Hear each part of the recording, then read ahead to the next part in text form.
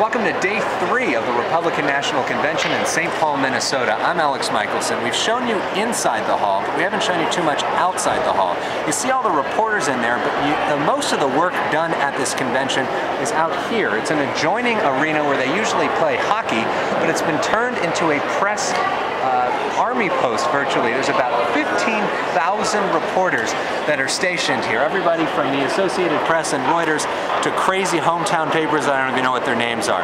We're going to take you a tour of what goes on in the press area.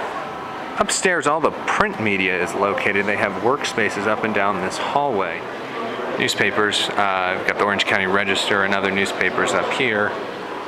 People at work. This man working hard. That's how we all feel right now. This is where the opinion makers and influential pundits are, so a lot of the different news outlets want to get their newspapers in front of the eyes of the opinion makers and the pundits. So you've got a bunch of free media, pretty much as you want. This is what's called Radio Row. Radio stations from around the country are all lined up in one hall. They're all talking to different portions of the country. Most of these people are local stations, some of them national, all getting out their own perspective on the Republican convention. All the major media outlets have their what's called workspaces. You think that they're all on the floor, but really most reporters are out here. It's an adjoining area. This is the Washington Post area. We've got newspapers over on this side, the Los Angeles Times and different newspapers from the Tribune Company. Over on our right, we've got the New York Times back here and Newsweek right here, who have as their cover girl Governor Sarah Palin and John McCain. Of course, Governor Palin is the big star of the night, but the question is, how is she going to hold up? How is she going to hold up, especially on issues like national security? We talked to Governor Tom Ridge, who was the former governor of Pennsylvania and the first Secretary of Homeland Security.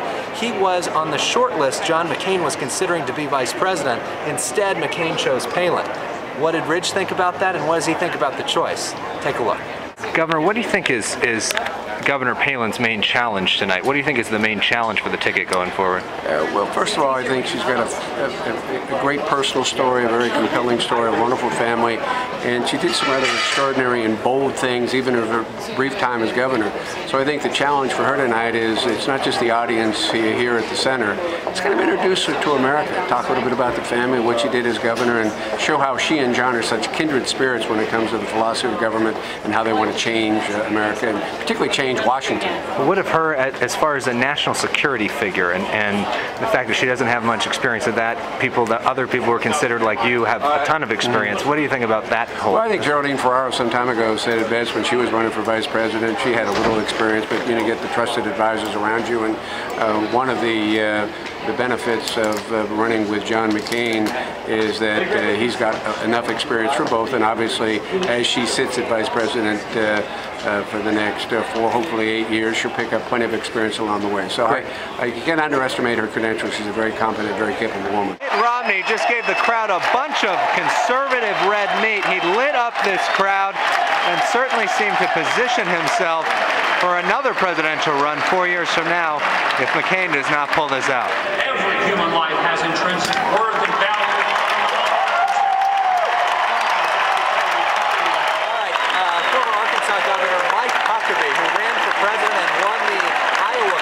This year has just finished up speaking.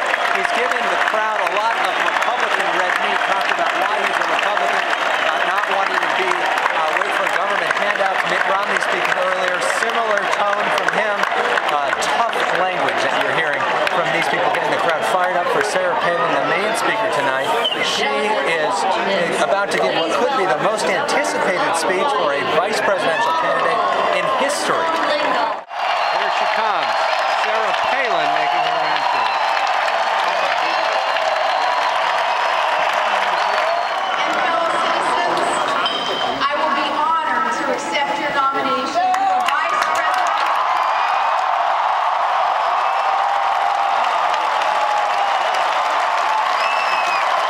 Small town mayor is sort of like a community organizer, except that you have actual responsibilities.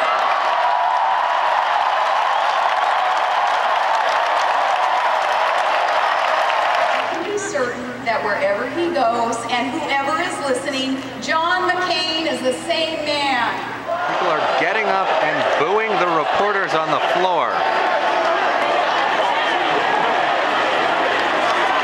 Glad I'm not down there. Family joins her on stage,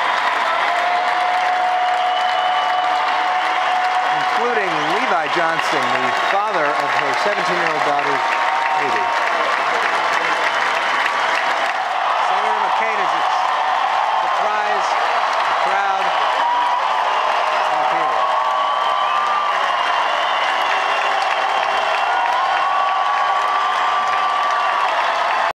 Well, Sarah Palin has spoken, and the crowd here erupted with energy the entire night.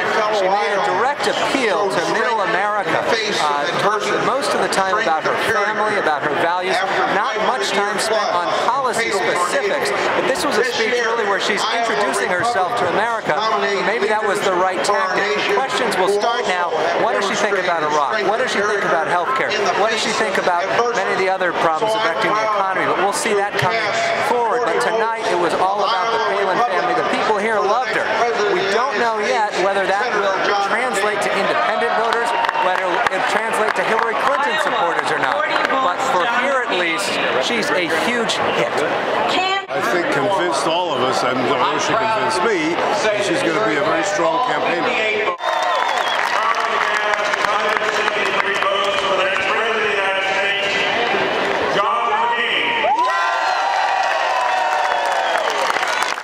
It's about 2:20 Eastern. The day's finally over. Governor Sarah Palin's speech has gotten a great reaction. You know, the McCain campaign has attacked Barack Obama all summer long for being a celebrity, but it seems like tonight the GOP has a new rock star, at least judging by the reaction that she got here tonight. Whether that lasts, and what does that mean exactly for John McCain, who has to speak tomorrow night, who's not always been known for his oratorical skills. He's got a lot to live up to challenge his vice presidential nominee. You know, elections usually aren't about the vice president, they're about the president, and so we'll see what he does tomorrow night. But for tonight, I'm Elex Michaelson. Thanks for watching. We'll look for you tomorrow.